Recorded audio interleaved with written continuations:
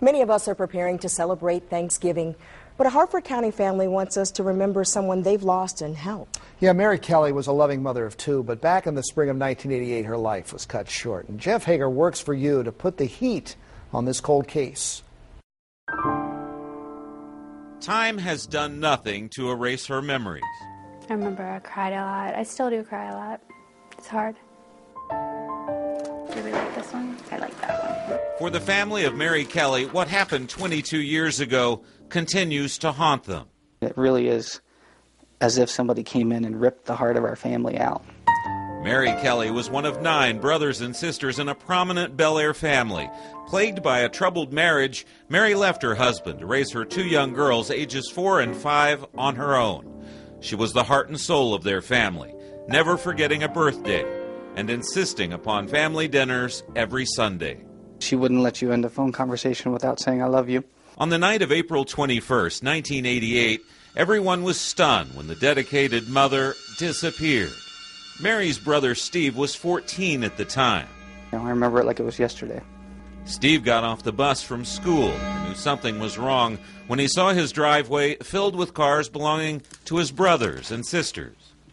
And I went in the house and my mother was frantically crying and said that, Mary was not there. The night before, Mary had left her daughters with a babysitter. She told them she'd be going to a bar, Friar Tuck's in the Rock Springs Shopping Center, and then taking a friend home. She kissed the girls, told them she loved them, and then said goodbye. The next day, Mary's car was found at the Royal Farm store in Fountain Green. The seats of the car stained in blood. For Mary's family, the hope of finding her alive quickly faded. Regardless, her family kept looking, determined to bring a mother home to her children. We were totally focused on finding Mary, dead or alive. My brothers and I walked through the forest together. We had family members who dredged the ponds. We were just totally focused on that. It was 100% of our life. Months passed. Mary's daughter, Tina, whose face we are concealing to protect her identity, was 4 years old at the time and remembers when she realized Mom wasn't coming home. It was her sister's birthday. My grandmother thought that if she would be back, she'd definitely be back for her birthday. And that was when she knew that she wasn't coming back.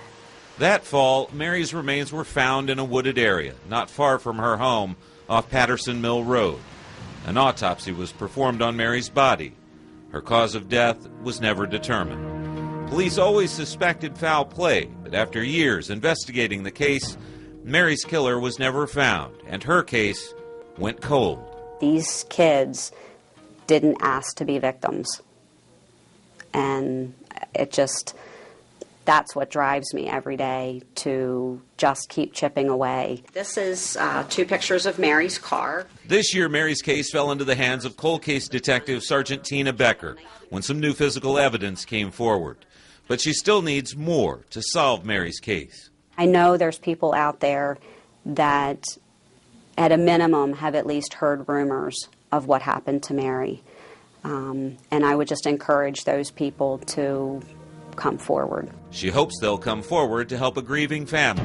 Our family is 100% committed to doing whatever it takes to bring this case to justice. And to help a daughter who will never get to know her mom. She's not going to be there when I have my children and when my sister has children and when we get married. And, she's not going to be there to help me pick out my dress.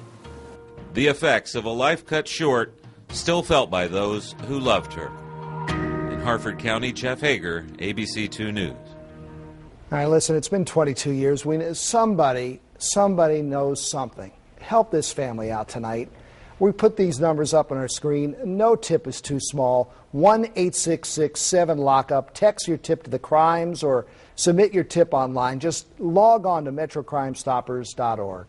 And for more information on this case, you can log on to abc2news.com/coldcases. And from there, you can submit a tip to Crime Stoppers if you have any information about this or any of our other cold cases. Help these families out.